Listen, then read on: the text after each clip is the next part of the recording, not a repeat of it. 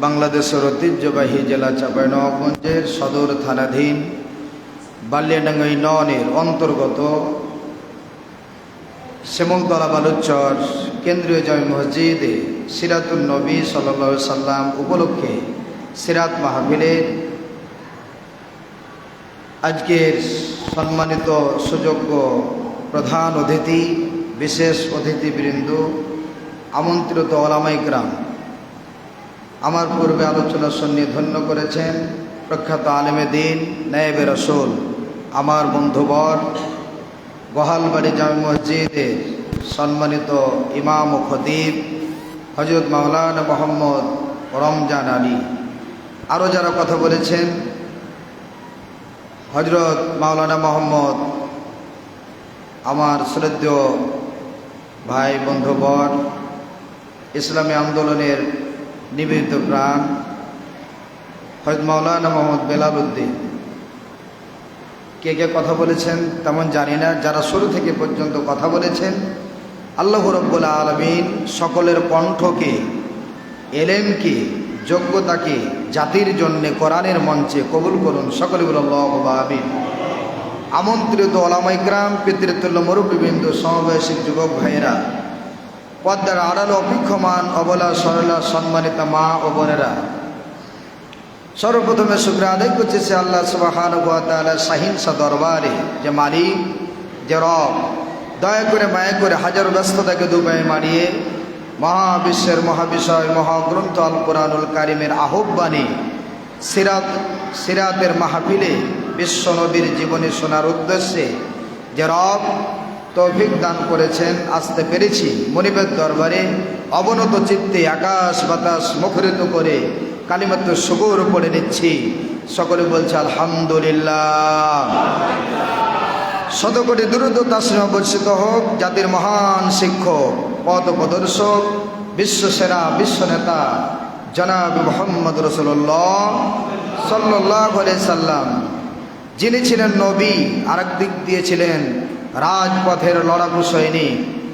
ইসলামী আন্দোলনের জন্যে, কোরআনের জন্যে, দিন প্রতিষ্ঠার আন্দোলনে মাঠে ময়দানে সংগ্রাম করেছে, জীবনের বাঁকে বাঁকে পরীক্ষা দিয়েছেন, নির্যাতিত হয়েছেন, বাড়িঘর ত্যাগ করেছেন, তায়েফের ময়দানে রক্ত ঝরিয়েছেন, ওহদের প্রান্তরে দাঁত ঝরিয়েছেন, দিনের জন্য, ইসলামের জন্যে জেল খেটেছেন, যে বিশ্ব নেতা ও রাসূল বিশ্ব নবীর প্রতি সংক্ষিপ্ত দুরূদ। সকলে বলছে আল্লাহুম্মা সাল্লি ওয়া সাল্লিম আলা নাবিয়্যিন, যে আমার বিশ্ব নবীর মধ্যেই, আমার রাসূলুল্লাহর মধ্যেই রয়েছে তোমাদের জন্য উত্তম আদর্শ। এ কথা কার বলেন তো একটু? এ কথা কার? মহাবিশ্বের মহাবিষয় মহাগ্রন্থ আল কোরআনুল কারীম সূরা আহজাবের 21 নম্বর আয়াতের মধ্যে আল্লাহ রাব্বুল আলামিন আজ থেকে ১৫০০ বছর আগে সুন্দর করে আপনার আমার আদর্শ কি হবে, কেমন আদর্শ, এই কথা আল্লাহ রাব্বুল আলামিন বলে দিয়েছেন। আল্লাহ তাআলা বলেন, লাকাদ কানা লাকুম ফি রাসূলিল্লাহি উসওয়াতুন হাসানাহ। আল্লাহ রাব্বুল আলামিন বলেন, আমার রাসূলের মধ্যেই রয়েছে তোমাদের জন্য উত্তম আদর্শ। পৃথিবীর কোন নেতা নেত্রী তোমার উত্তম শ্রেষ্ঠ আদর্শবান নেতা আদর্শ হতে পারে না, একমাত্র শুধুমাত্রই বিশ্ব নবী হচ্ছে তোমাদের আদর্শ। তাহলে আল্লাহ যে দলিল দিয়ে দেয়, আর ওপরে আর কোনো দলিল থাকতে পারে নাকি? কথা বলেন, পারে না। তাহলে আপনার আমার আদর্শ হবে বিশ্বনবী। বিশ্বনবী যখন যে কাজটি যেমন ভাবে করেছেন, সেইভাবে দেখে দেখে আপনাকে আমাকে বিশ্বনবীর সুন্নাহ তরিকা অনুযায়ী করা লাগবে। বিশ্বনবী তার ব্যক্তিগত জীবন কিভাবে পরিচালনা করতে হবে বিশ্বনবী করেছেন, আপনাকে আমাকে বিশ্বনবীর কাছ থেকে শিক্ষা নিতে হবে। বিশ্বনবী কিভাবে তার পরিবার পরিচালনা করেছেন, এই শিক্ষাটা আপনাকে আমাকে বিশ্বনবীর কাছ থেকে নিতে হবে। বিশ্বনবী বিচার কিভাবে করেছেন, এই শিক্ষাটাও আপনাকে আমাকে নিতে হবে। বিশ্ব নবী কিভাবে সমাজ পরিচালনা করেছেন এই শিক্ষাটাও নিতে হবে। বিশ্ব নবী কিভাবে মসজিদ নববীতে নামাজ ইমাম হিসেবে নামাজ আদায় করিয়েছেন এই শিক্ষাটাও আপনাকে আমাকে নিতে হবে। বিশ্ব নবী জিহাদের ময়দানে বাতিলদের বিরুদ্ধে, কাফেরদের বিরুদ্ধে হাতে অস্ত্র ধরে দিন বাঁচার জন্যে, কোরআন বাঁচার জন্যে কিভাবে মাঠে ময়দানে সংগ্রাম করেছে এই শিক্ষাও নেওয়া লাগবে। কথা ঠিক কিনা? কিন্তু আমরা বিশ্ব নবীর নরমটা মানি, গরমটা মানি না। মিষ্টি খাওয়া সুন্নাত এটা পালন করি, মেশক করা সুন্নাত এটাও পালন করি, মাথায় টুপি দেওয়া সুন্নাত এটাও পালন করি, আদর মাখা সুন্নাত এটাও পালন করি, সুরমা চোখে দেওয়া এটাও পালন করি, ক্ষীর খাওয়া সুন্নাত এটাও পালন করি, গায়ে জুব্বা পরিধান করা এই সুন্নাতটাও পালন করি। কিন্তু ওই নবী, যে নবী আদর মেখেছে, মেশক ব্যবহার করেছে, সেই নবী দিনের জন্য, ইসলামের জন্যে কাফেরদের হাতে পাথর খেয়েছে, জেল খেটেছে, এ সুন্নাত কিছু মুসলমান পালন করে না। পালন করে না তো করে না, কিছু আলেমও এই সুন্নাতের বিরোধিতা করে না বলেন।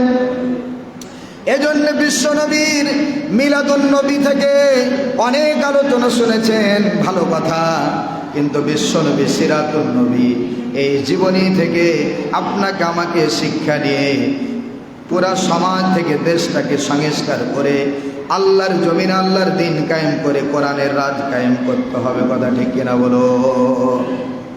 কথা বলেন। কোরআন বাদ দিয়ে দেশ পরিচালনা 1 বছর 2 বছর নয়, 53 বছর ধরে অনেক নেতা করেছে। ভাগ্যের পরিবর্তন করতে পেরেছে নাকি? শান্তি দিতে পেরেছে নাকি? নিরাপত্তা দিতে পেরেছে নাকি? সুদ উঠেছে নাকি? ঘুষ উঠেছে নাকি? জেনা ব্যভিচার কমেছে নাকি? কথা বলেন, কমেছে কি? শুধু তাই নয়, আল্লাহি, আল্লাহর কসম করে বলি, কোরআন বাদ দিয়ে, আল্লাহর রাসূলের দেখানো দিন বাদ দিয়ে, ইসলাম বাদ দিয়ে 53 বছর নয়, 1000 বছর চেষ্টা করলে 56,000 বর্গ মাইলের বাংলার ভূখণ্ড নয়, 1 ইঞ্চি বাংলার জমিনে কোরআন ছাড়া শান্তি আসতে পারে না। কথা ঠিক কিনা বলুন? কথা বলেন। জিকিরের রজ অনেক শুনেছেন, কিন্তু দিন কায়েমের রজটা শুনেছেন ঠিকই, কিন্তু আপনি মানেন না, বিশ্বাস করেন না। কি কথা বলেন? যেহেতু সময় অল্প, কথা অনেক বেশি বলা যাবে না, কথা বলতে গেলে অনেক কথা। এই জন্য বিশ্ব নবী যা করেছে আপনাকে আমাকে সেটাই করতে হবে। এ কথা আল্লাহ রাব্বুল আলামিন সূরা হাসরের 7 নম্বর আয়াতে বলেছেন, ওমা আতাকুমুর রাসূলু ফাখুযুহু ওয়া মা নাহাকুম আনহু ফান্তাহু।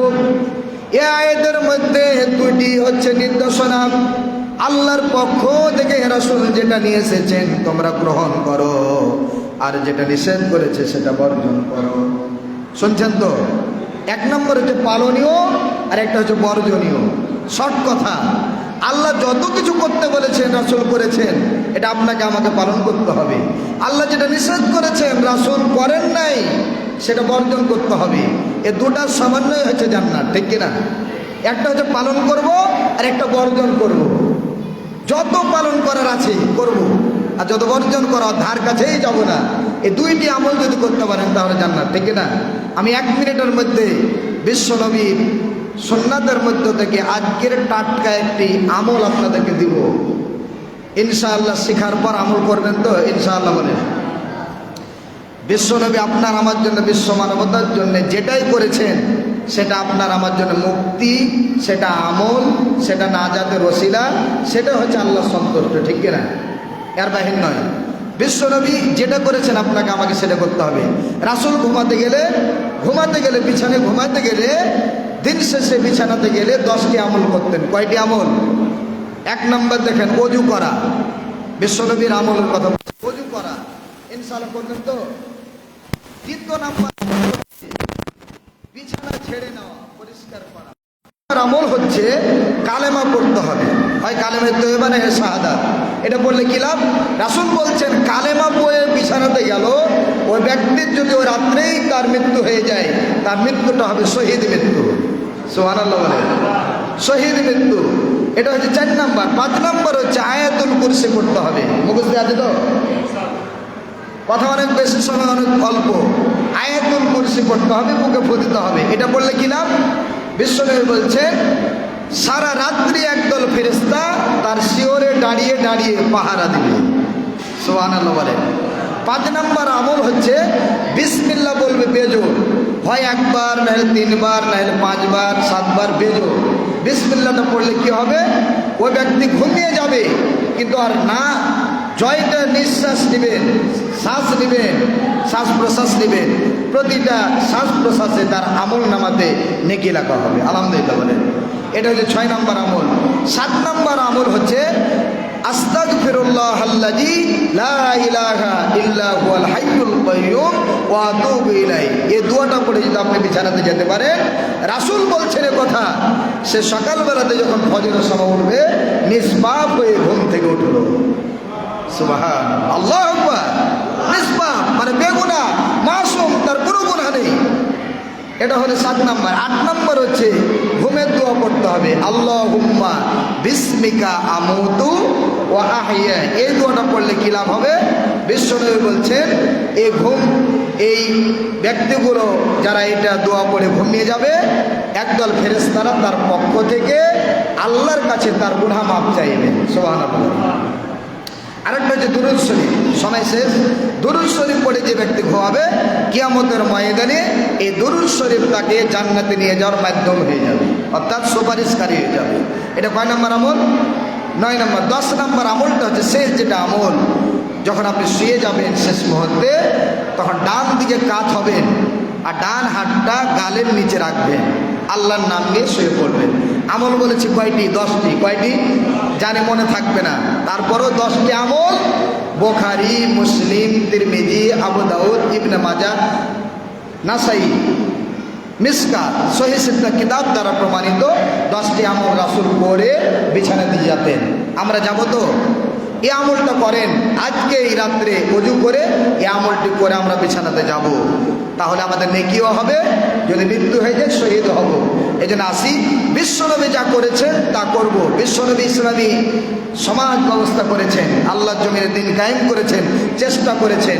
এই পথে, এই মতে, এই দলে, এই রাস্তাতে আপনাকে আমাকে থাকতে হবে। রাজি আছেন তো? ইনশাআল্লাহ বলেন। এতদিন যা করেছি আল্লাহ ক্ষমা করুন।